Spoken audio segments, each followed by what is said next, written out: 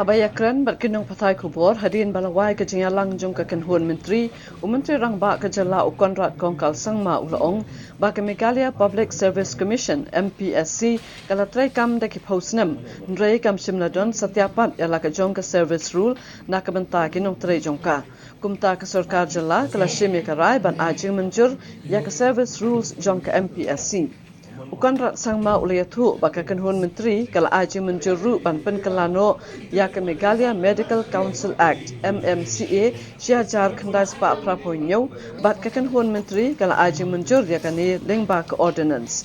Uloong baru iskata kejudan ke Medical Council of India MCI bat menta la pynkylla saka National Medical Commission NMC. Kumta ya kani ke kentin en pynkylla thamai menta hak act jong ke MMCA. Menteri Rangba ulaong bahaga jinga langjung ke kenhuan menteri kalau dan ke jinga tai bat jinga keren halor kiwe kiman ndre namar badang don kam banyak tai banyak bat banyo ru ya kikat tu kat ni ke jing pensai kumta nampak la ban batai ya menta halor kini kiwe bat kimat. The first agenda was the clearing of the service rules of the MPSC.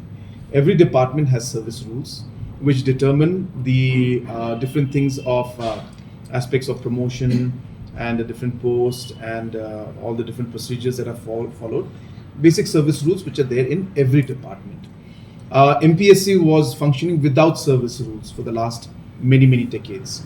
In fact, many departments have been functioning without service rules for many decades. In the last 5 years, in the first term of this government, and now in continuing, we have made extra effort to ensure that the MPSC rules are, the service rules are there in place for all the departments, and in line with that particular objective, the MPSC rules, finally the service rules have been notified today.